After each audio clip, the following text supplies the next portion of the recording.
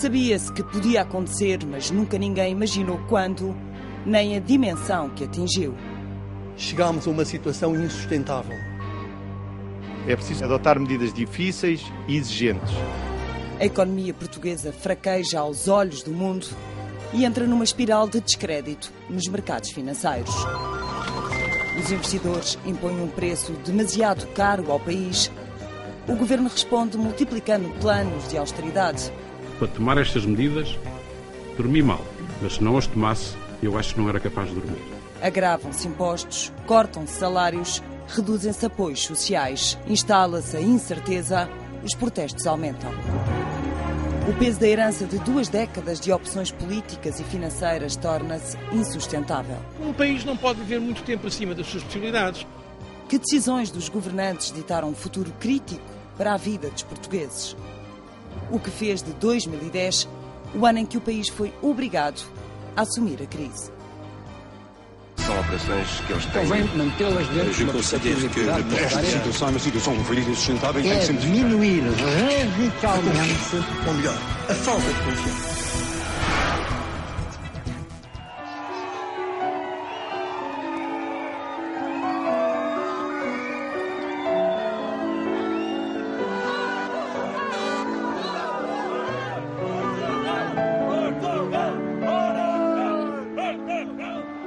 4 de julho de 2004. Uma final inédita marca o desfecho do Campeonato Europeu de Futebol. Portugal, o anfitrião, enfrenta a Grécia. Foi a última grande festa do país.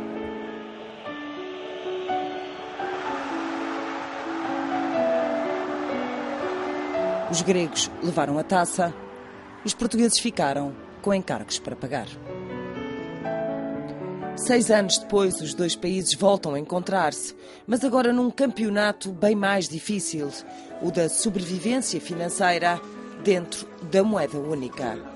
São várias as fragilidades portuguesas, um crescimento económico fraco, investimentos caros e pouco rentáveis, um endividamento elevado e um Estado demasiado pesado.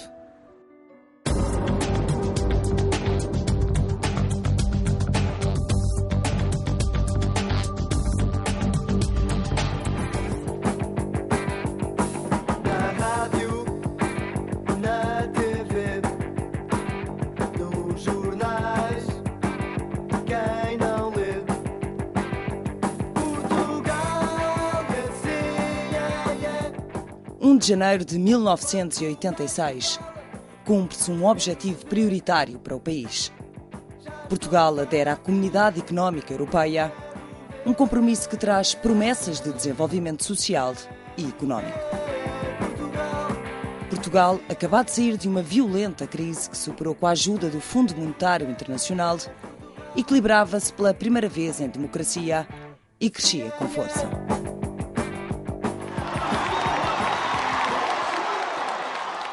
Em julho de 1987, Aníbal Cavaco Silva alcançava o que ninguém até então tinha conseguido, uma maioria absoluta de um único partido. Hoje aqui nós podemos dizer que a obra que iniciamos vai continuar e ninguém vai conseguir interromper a nossa marcha. Com estabilidade política, o país avançava para reformas estruturais e prolongava um período de forte crescimento. A economia crescia, a despesa do Estado também. Em 1989, Cavaco Silva avançava com uma legislação que revolucionou o sistema salarial dos funcionários públicos. Os objetivos anunciados eram aumentar a qualidade do serviço público, valorizando os trabalhadores do Estado. Foi levado a Conselho de Ministros pelo Primeiro-Ministro. Eu próprio levantei várias condições em Conselho de Ministros para o novo sistema remuneratório poder ser aprovado, porque ele ia ter grandes implicações de despesa. Todas essas condições, depressa, ficaram esquecidas. Novas regras nas tabelas que, aliadas aos aumentos anuais dos salários, fizeram disparar em mais de 50% a despesa do Estado com ordenados dos funcionários no espaço de 2 anos. Costumava chamar-lhe novo sistema ruinoso e penso poder dizer que o Primeiro-Ministro então de vez em quando adotava esta terminologia, mostrando, aliás, que tem um sentido de humor que nem toda a gente conhece. É difícil não pensar que isso alimentou muito o monstro. Não terá sido tudo, mas foi, aliás, houve depois aumentos muito grandes da despesa pública na década seguinte, se calhar até talvez, enfim, menos justificados, já não posso dizer, mas no sentido que foi um importante acréscimo da despesa pública permanente, no sentido técnico, ou seja, que não é por um ano ou dois, mas que vai continuar, penso que sim, que é justo dizê-lo. O monstro foi o termo que o próprio Cavaco Silva veio a adotar 10 anos depois para se referir ao excessivo peso da máquina pública. Mas a despesa não aumentava apenas com os vencimentos dos funcionários. O reforço das políticas de apoio social também ajudavam a engordar o Estado. Em 1990, os reformados passaram a ter direito ao 14º mês de pensão. Os beneficiários eram quase 2.400.000. O crescimento económico permitia que o governo desse mais esse passo. E, repara, o Estado Social não tinha a dimensão que hoje tem, a dimensão relativa e absoluta, não é? E, portanto, a medida foi ponderada do ponto de vista geral e das finanças públicas também e foi bem assumida na altura, não é? Fizemos contas. Eu penso também poder dizer que nessa altura houve uma espécie de combinação entre, enfim, no governo, que haveria esse aumento, que seria compensado por um aumento da receita, basicamente do imposto sobre os produtos petrolíferos. Suponho que funcionou razoavelmente, mas é evidente que foi um grande aumento de despesa. Com eleições à porta surge um novo benefício. É criada a pensão mínima. Argumento: garantir a todos um mínimo de bem-estar e segurança económica. Em 1991, os eleitores davam a Cavaco uma nova maioria absoluta. Desde a chegada do PSD ao poder, a economia crescia mais de 5% ao ano. Um desempenho que não encontrava paralelo nas últimas 2 décadas.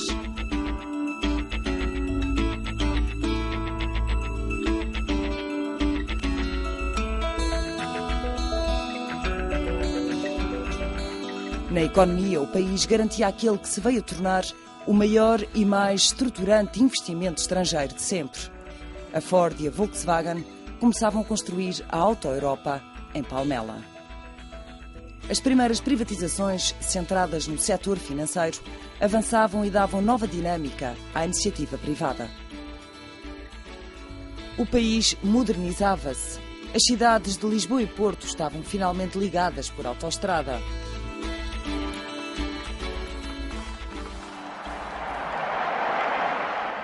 No desporto, nascia a geração de ouro. Eram tempos de sucesso.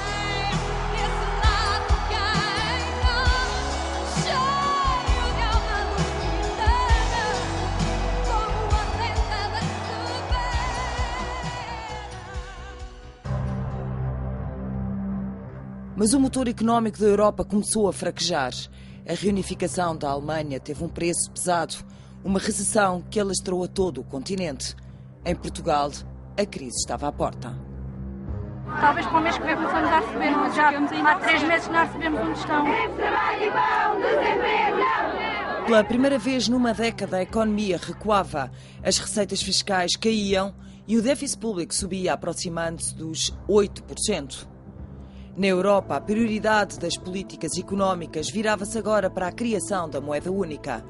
Portugal precisava de garantir crescimento e cumprir metas ambiciosas para a dívida e déficit públicos. A política orçamental tinha sido demasiado expansionista nos anos anteriores, em consequência, nomeadamente, do novo sistema retributivo da função pública.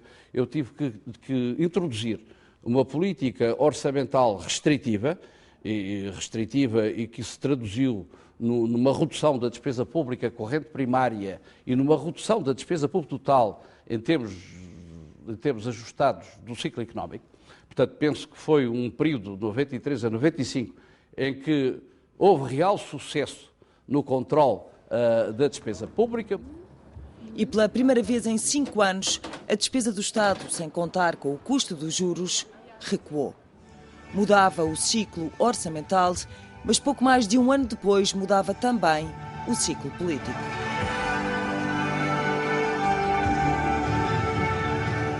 O Partido Socialista regressava ao poder depois de uma década na oposição, desta vez pela mão de António Guterres, que ficou próximo da maioria absoluta. A economia já recuperava e o novo governo anunciava novas prioridades setoriais. Foram reforçados os orçamentos de áreas como a saúde e a educação e prometiam-se novos apoios sociais. Mas o grande objetivo mantinha-se: qualificar o país para a moeda única.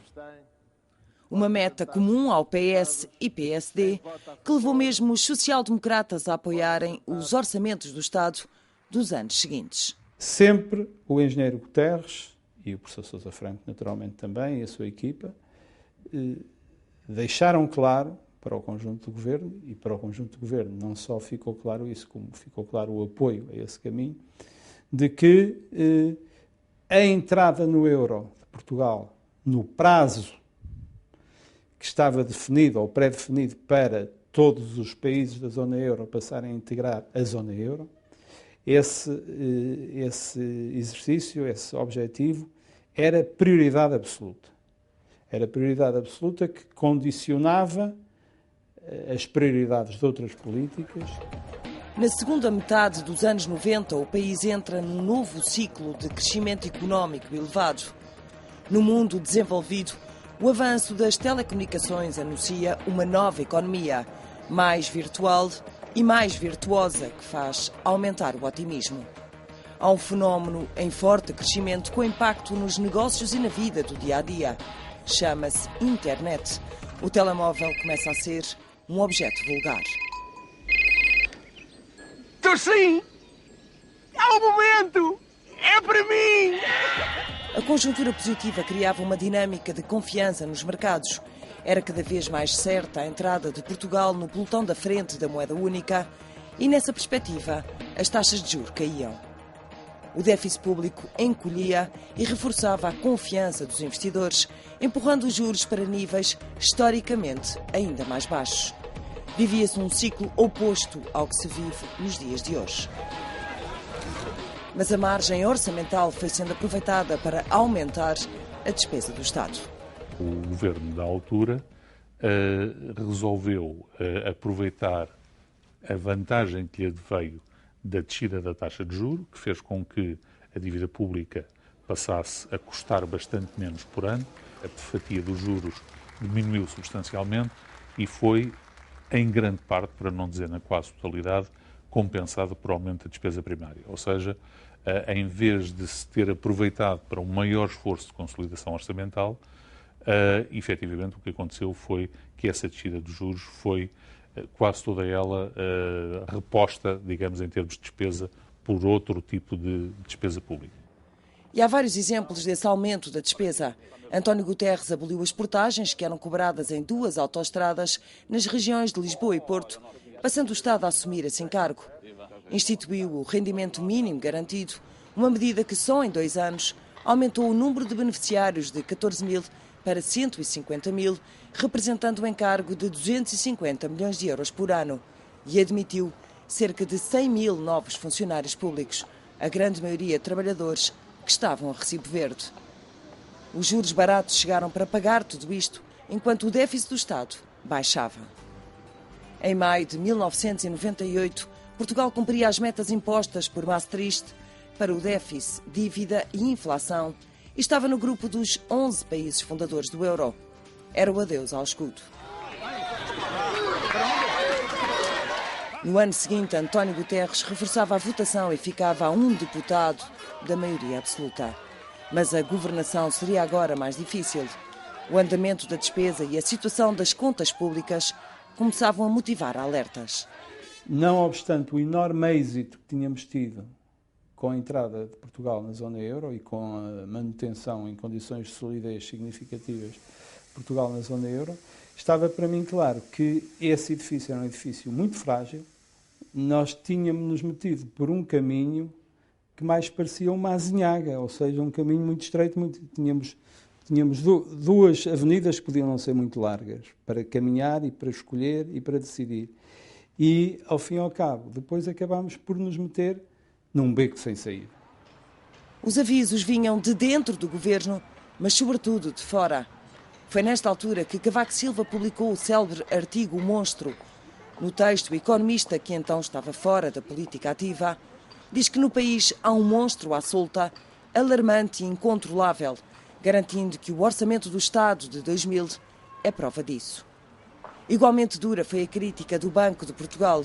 No relatório referente a esse ano, a instituição dizia que o país não interiorizou o que significa viver em união monetária e que cedeu às ilusões de prosperidade geradas pela redução das taxas de juros. Os primeiros alertas do Banco Central vinham já de 1998. Infelizmente, esses avisos não foram muito bem recebidos na altura pelo Governo. Lembro que na altura houve algumas polémicas, como é normal nestas coisas, mas a verdade é que isto foi o princípio da situação de derrapagem orçamental que depois veio a acontecer logo no princípio dos anos 2000 e que, me lembro, levaram nomeadamente à apresentação de um plano, penso que, aliás, bem elaborado pelo então Ministro Pina Moura, que foi aprovado, mas que nunca chegou a ser implementado e que, aliás, levou à saída do próprio Ministro. Acho que temos que reconhecer, evidentemente, que houve problemas políticos que não estavam resolvidos e que, portanto, conduziram a um impasse. Isso parece-me uma evidência.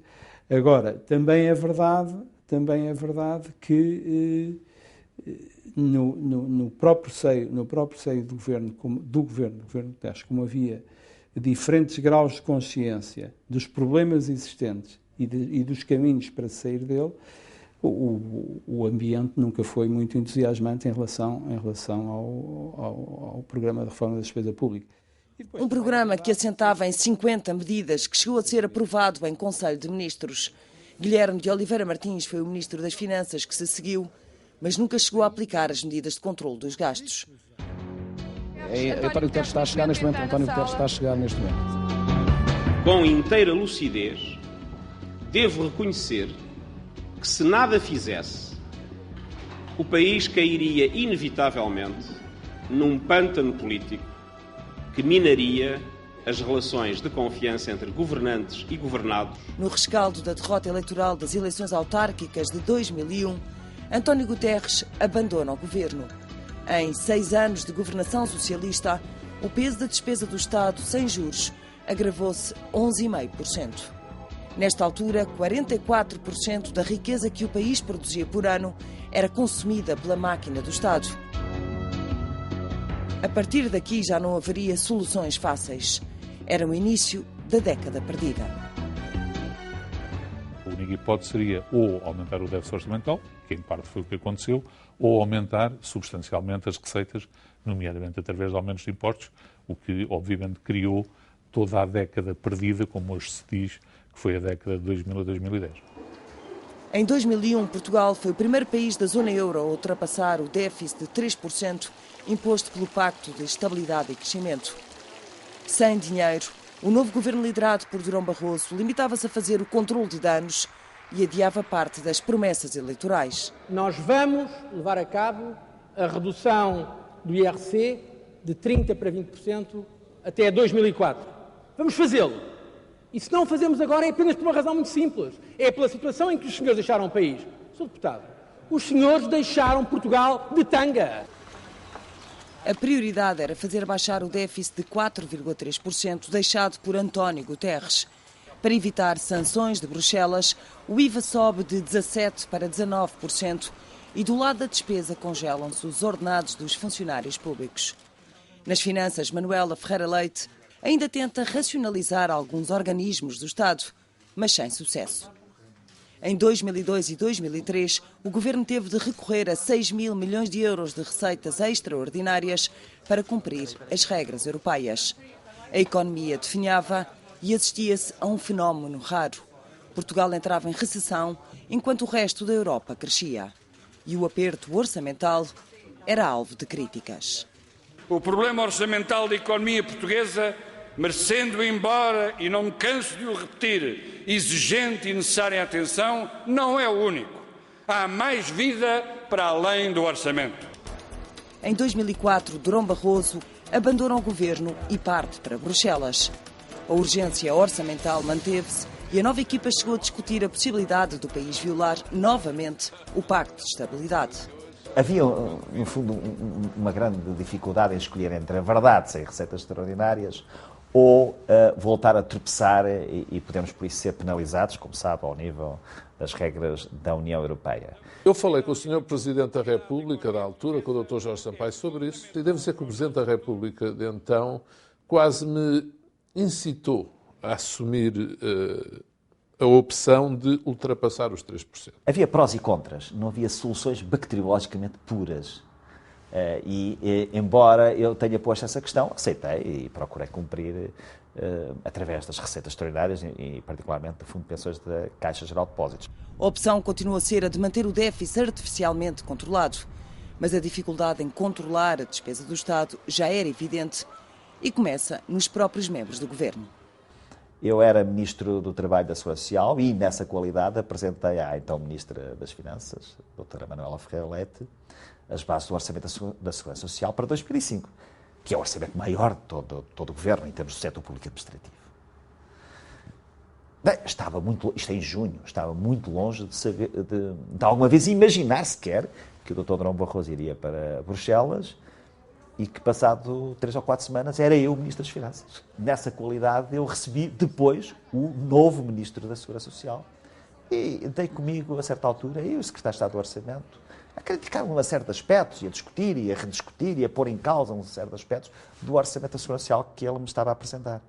Quando ele me disse, mas este orçamento é exatamente igual ao que o senhor apresentou quando era Ministro da Segurança Social. Ou seja, bastou eu mudar para a posição de Ministro das Finanças para ter uma abordagem contextual e circunstancial diferente do Ministro setorial. Com uma maioria absoluta, os socialistas voltam ao poder em 2005. Tal como Durão Barroso, também José Sócrates invoca uma herança orçamental pesada para violar a promessa eleitoral de não agravar impostos.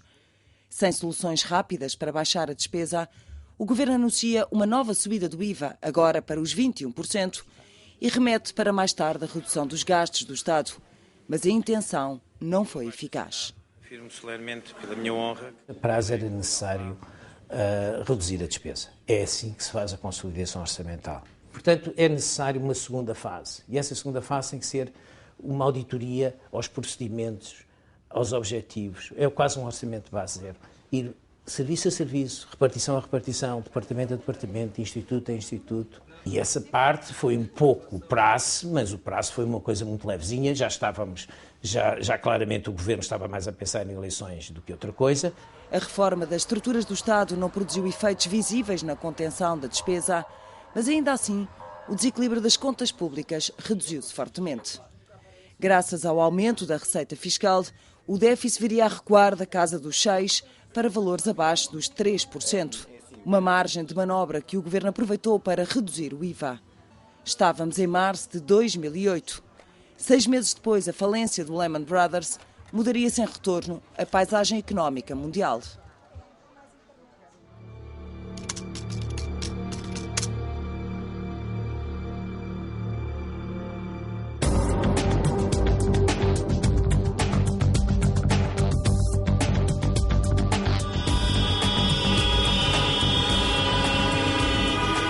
Junho de 1994. Quer sair, o senhor é que não quis sair. Um protesto popular bloqueou a ponte 25 de Abril contra o anunciado aumento de 50% das portagens. Isto não se admite, isto é mais pago. O governo do PSD preparava terreno para a construção da futura ponte Vasco da Gama. O modelo de financiamento assentava, digamos, numa harmonização das portagens entre a nova ponte e a velha ponte, para que não houvesse deslocalização artificial de tráfego entre as duas pontes. E, portanto, digamos, isto foi mal gerido politicamente.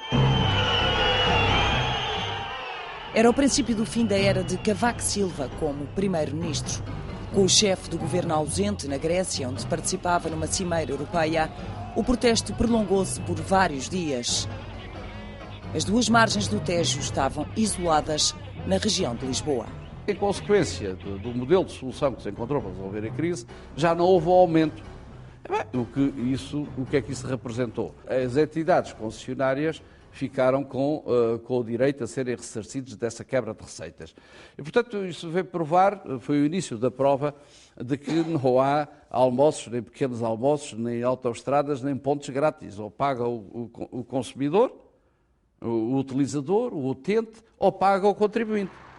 A substituição do utente pelo contribuinte passou a ser um modelo cada vez mais usado. Nasciam as parcerias público-privadas. Negócios que permitem ao Estado lançar grandes obras sem que para isso tenha que ter dinheiro disponível. A construção é entregue a privados que suportam os custos da obra. Em contrapartida, ganham o direito à exploração durante décadas, fazendo-se pagar por isso. Eu sabia e conhecia que havia riscos neste tipo de parcerias. A dimensão que viria a adquirir, enfim, não tinha nenhuma noção. E também a vulnerabilidade no que toca à despesa, eu confesso que só tinha em muito pequeno grau. A Vasco da Gama, explorada pela Lusoponte, viria a ser inaugurada 6 anos depois de ser lançada. Entretanto, o governo já tinha mudado e o contrato também. Como está? Gosto bem. Esse contrato inicial teve revisões, sempre em prejuízo do contribuinte. Um pecado que, de forma mais ou menos grave, é apontado pelo Tribunal de Contas sempre que os juízes examinam este tipo de negócios entre o Estado e privados. Os auditores consideram que os governos não têm sabido avaliar o risco das obras que contratam. Revelam falta de articulação, o que não tem permitido ao Estado tirar o melhor partido desta forma de contratação. Erros que conduzem a um agravamento da fatura a pagar aos privados em relação ao previsto.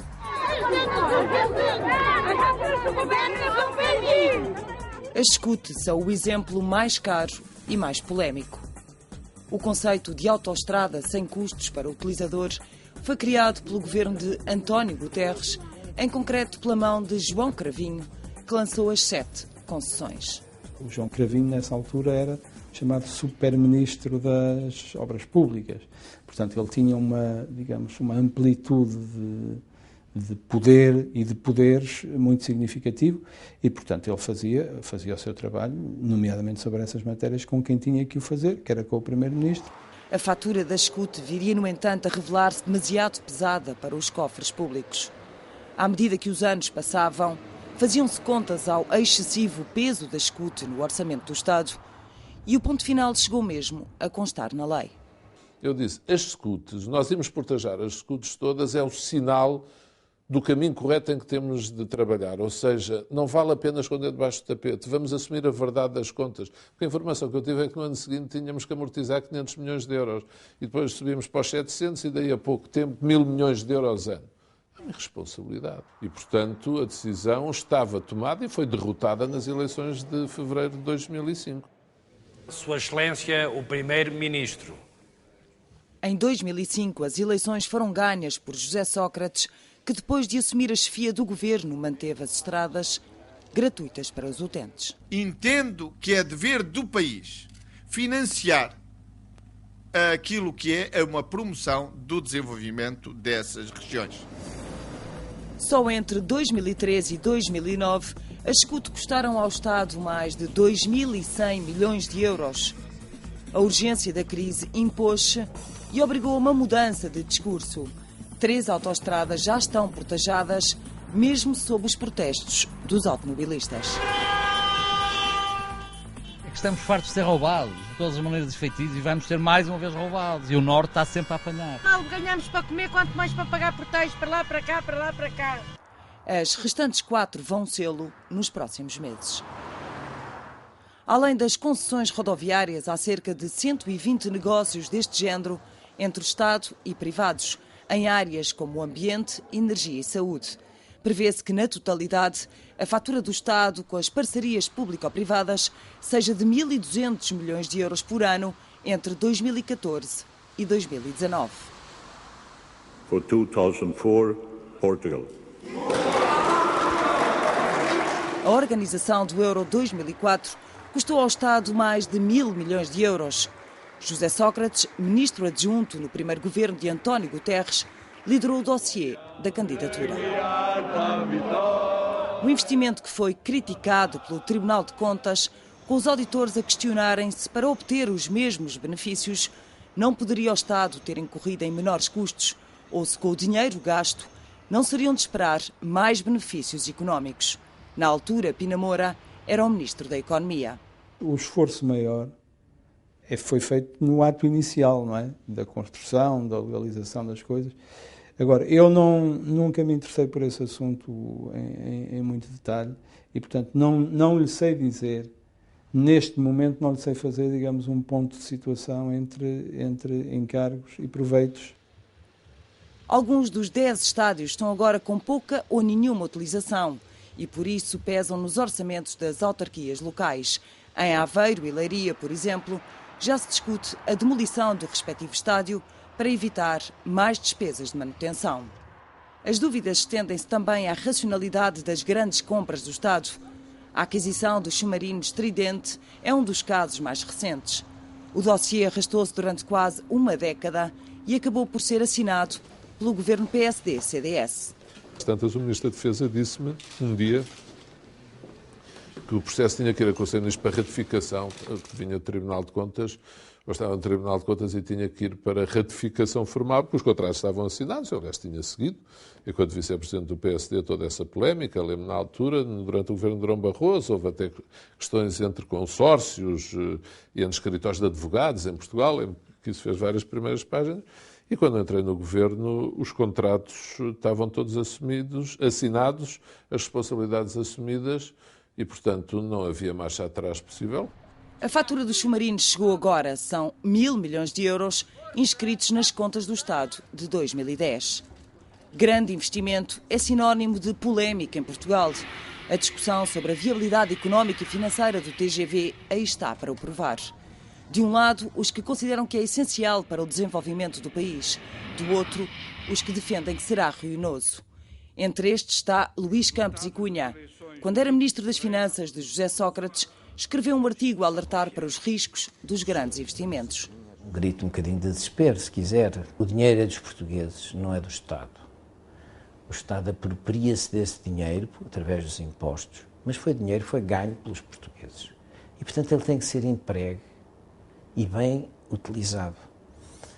E se é para desperdiçar, então o melhor é deixá-lo no bolso dos portugueses e convidá-los a ir fazer para umas férias extra. Depois da crítica feita em 2005, Campos e Cunha deixou o governo. 5 anos depois, a crise ditou o adiamento dos grandes projetos.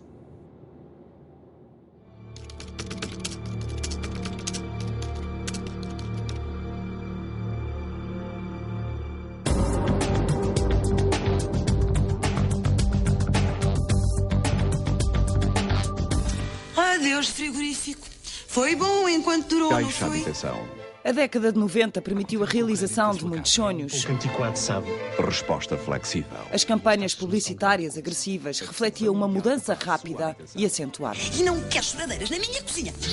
Nós tivemos uma descida vertiginosa das taxas de juros. Que andavam na ordem dos 12%, 13%, até um pouco mais por vezes, para a ordem dos 4%, aproximadamente. Portanto, repare, isto é uma diminuição tremenda e isso tem a ver com o sucesso de consolidação orçamental e de estabilização monetária que permitiu o acesso ao euro. Tivemos uma alteração da regulamentação bancária que, pela primeira vez desde Afonso Henriques, permitia, de facto, um crédito não só a habitação, isso era mais ou menos possível, mas em relação a outros tipos de utilizações.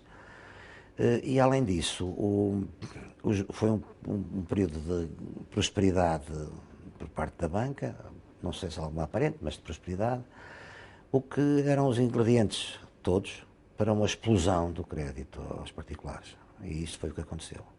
De tal maneira que, quando chegamos ao final do período, portanto, estou-me agora a referir a 99, basicamente, 99-2000, o montante da dívida total das famílias começa a ser relativamente elevado.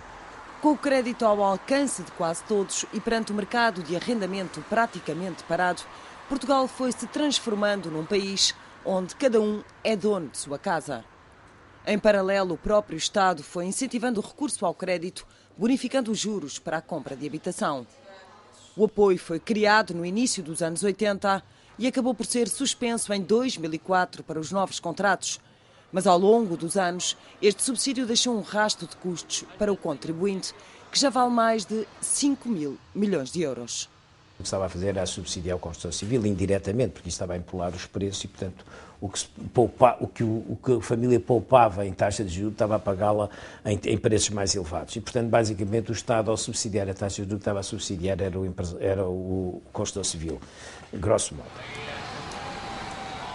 A medida acabou por se revelar um forte ingrediente para o aumento do endividamento das famílias, que duplicou no espaço de apenas 5 anos e não parou de crescer até hoje. Em simultâneo, o país foi desprezando a poupança e os bancos começaram a recorrer a empréstimos no estrangeiro para alimentarem a concessão do crédito em Portugal. Estava criado mais um rastilho para um dos maiores problemas da economia portuguesa, a dívida externa. Os portugueses deixaram de poupar, pouparam menos. O Estado também não poupa, pelo contrário, ajudou com o descalabro das finanças públicas, ajudou, digamos, a poupança nacional a cair, e isso implica necessariamente um déficit externo.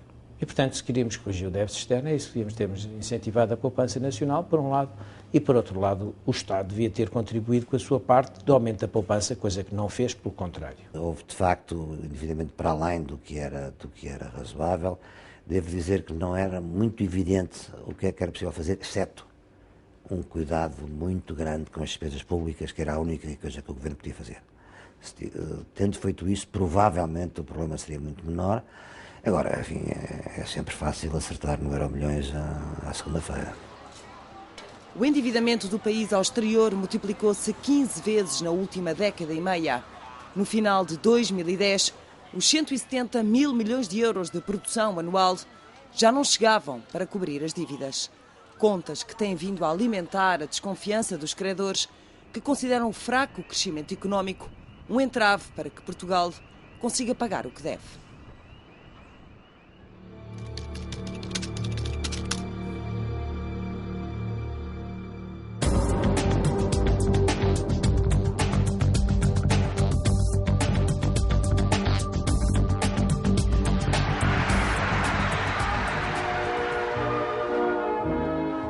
Só os mais aptos conseguem ganhar numa competição cada vez mais global.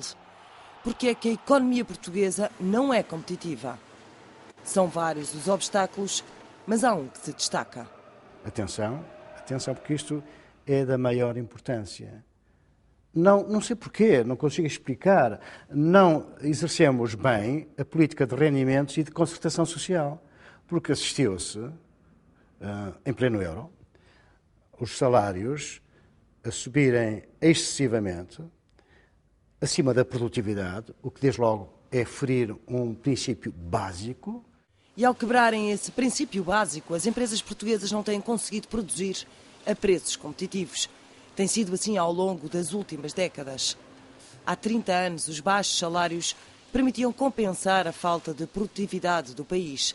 Entretanto, os salários foram subindo, mas a produtividade manteve-se fraca.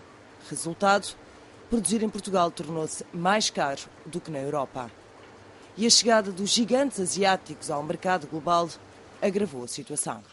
Portugal teve alguns benefícios, mas também teve custos. Ou seja, toda a nossa indústria mais tradicional ficou, de um dia para o outro, não rentável, teve que fechar. A maior parte dos têxteis, uma boa parte do calçado, coisas desse género. Repare que toda a gente sabia quando é que era a data em que entrava a China e a Índia no mercado internacional. Estavam acordos firmados. Os empresários portugueses acharam que o Estado havia de os salvar de alguma maneira. Dependentes do Estado e também da banca, os empresários portugueses têm evitado investir nas próprias empresas. As empresas portuguesas tiveram sempre falta de capitais próprios. Isso deriva de muitas coisas, deriva da própria forma como as empresas foram criadas, deriva de todo o período até posterior às nacionalizações e à descapitalização dos diversos grupos e empresários privados, que fundamentalmente sempre basearam o seu investimento no apoio público, por um lado, e no crédito bancário, e muito pouco nos capitais próprios. Mas as barreiras ao crescimento económico não ficam por aqui. fraca qualificação dos trabalhadores, baixa qualidade da gestão, carga fiscal elevada, rigidez laboral, lentidão da justiça. São tudo fatores que têm pesado nas comparações de Portugal com outros países. O tempo mostra a economia a perder pontos e a cair no ranking da competitividade mundial. Com uma economia cada vez mais assente nos serviços, a agricultura e a indústria têm ficado para trás e nem os milhões de fundos comunitários que entraram em Portugal foram decisivos para favorecer os setores exportadores. Tivemos muitas vezes a apoiar, a incentivar, se quiser, os chamados bens e serviços não transacionáveis. São produções que implicam, de facto, mais importação, direta ou indireta, mas depois não exportam. Eu recordo-me que em 93, repare bem, em 93, fui a Viana do Castelo, a convite do PSD, falar numas jornadas parlamentares. E disse, bem, é a altura para dizer, chega de investimento no betão. Vamos para outras áreas, vamos para outros domínios, para modernizar o país. Zangaram-se comigo. Estado, empresários, mas também trabalhadores, todos contribuíram de alguma forma para o fraco crescimento económico registado na última década. O preço a pagar por um país pouco competitivo.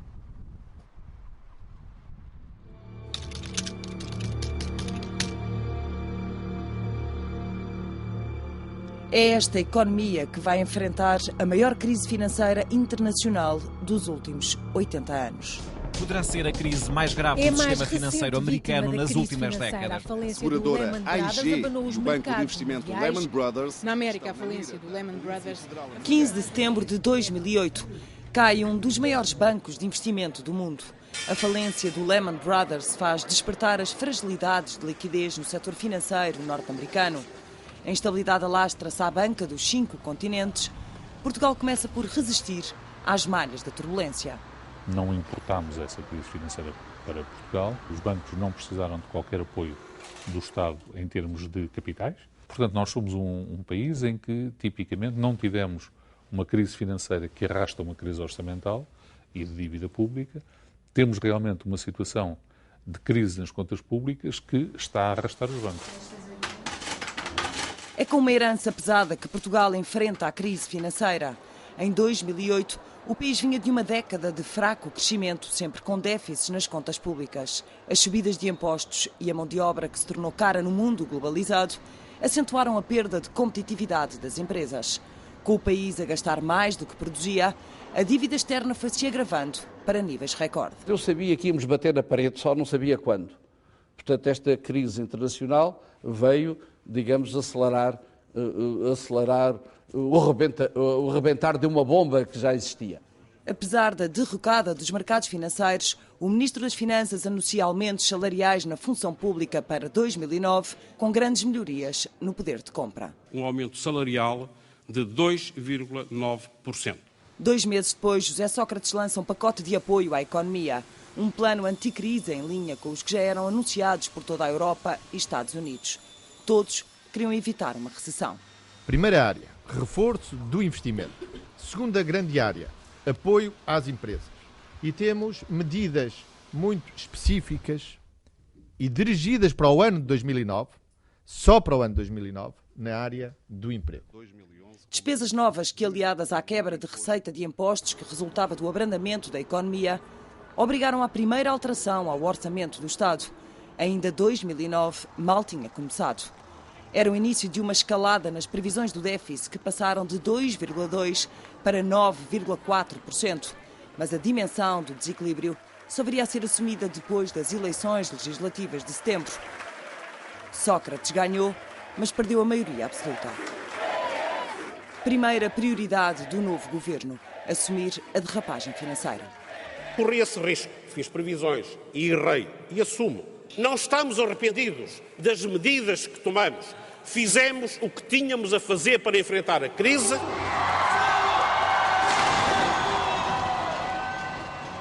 A crise nas contas públicas marcou a entrada em 2010. Na Europa, os governos começavam a anunciar as fortes derrapagens financeiras do ano anterior. Sem exceção, toda a zona euro fechou 2009 no vermelho. Em Portugal, o déficit público tinha disparado para os 9,4%. Em simultâneo, o governo anunciava o orçamento do Estado. Cortes no investimento, imposto especial para a banca e o congelamento dos salários da função pública. Mas as medidas não convenceram. Boa noite. Está em curso uma dura troca de argumentos entre o governo e as agências internacionais que avaliam as finanças portuguesas. Começava o ano mais negro da economia portuguesa em 2 décadas e meia. Os países mais frágeis da zona euro atraíam a especulação dos investidores. Portugal fazia parte da lista, ao lado da Espanha, Irlanda e da Grécia. Tiveram muito focados numa presa até agora, que era a Grécia. A Grécia parece ter-se desembaraçado dessa presa, agora viraram-se para outra, viraram-se para nós. Cresciam as dúvidas sobre a capacidade do país pagar as dívidas. Os juros subiam, o governo multiplicava-se em explicações para convencer os mercados. Mas os investidores queriam mais do que palavras e a nota de risco atribuída a Portugal pelas agências de rating começava a cair. A 23 de abril, a Grécia bate no fundo e é obrigada a pedir ajuda financeira à Europa e ao FMI, que pela primeira vez entra em cena num país da zona euro.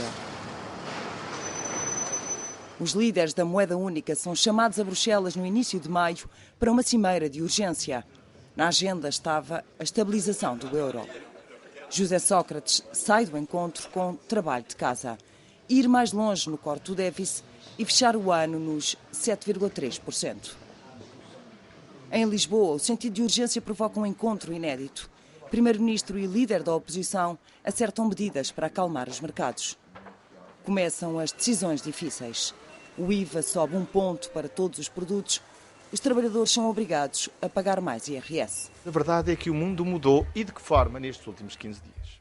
Este esforço adicional que temos que fazer não pode ser feito de outra forma que não seja aumentar ligeiramente os impostos, porque não se trata-se de um esforço adicional que pedimos aos portugueses. Para além destas medidas, não estamos a pensar em nenhuma outra medida. Estas são as nossas medidas. Mas a espiral era imparável. Os mercados continuavam sem confiar na capacidade do governo para controlar o déficit. No final do verão, os juros continuam sem dar tréguas e o financiamento externo da economia portuguesa estava mais do que nunca ameaçado. O governo anuncia um novo e mais severo plano de austeridade. Chegou o momento de agir. E o momento impõe, como tenho dito, um juízo claro sobre a situação e uma vontade firme na defesa do interesse nacional. A taxa máxima do IVA escala para os 23%. Há um corte inédito nos salários dos funcionários públicos. Reduzem-se os benefícios fiscais para empresas e famílias. Vários apoios sociais são cortados. Os grandes investimentos públicos ficam adiados. Medidas duras que, aliadas a um pedido oficial de resgate da Irlanda em novembro, conseguiram acalmar os mercados, mas conduziram a uma greve geral no país. Pela primeira vez nos últimos 20 anos, o GT e CGTP deram as mãos num protesto.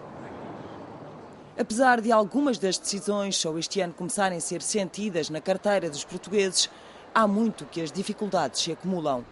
Os créditos bancários estão mais caros e mais escassos, as falências sucedem-se e o desemprego está em níveis recorde. O dia-a-dia complica-se e traz à memória um estado de espírito que Portugal já conheceu. Continua os trabalhadores a pagarem a crise económica que o país atravessa. Mas as medidas referem-se a toda a gente. As medidas referem-se a toda a gente, mas quem continua a ganhar mais tem mais possibilidades que aqueles que continuam a ganhar menos. Continua tudo na mesma ao fim e ao cabo. Ai, Jesus, já estou danada como as cobras. Olha, o dinheiro já não chega a nada. Já não chegava. E agora a gente tem tudo. Dá para comprar. Ai, o quilo de bifes, que é 4 ou 5 pessoas já nunca na vida podem comprar bifes. E outras carnes a mesma coisa, cada vez está pior e em vez de estar melhor é o que eu sei dizer. Já estamos tão habituados. Se fosse no tempo da outra senhora, a gente queixava-se. Agora, come e cala. Não é verdade?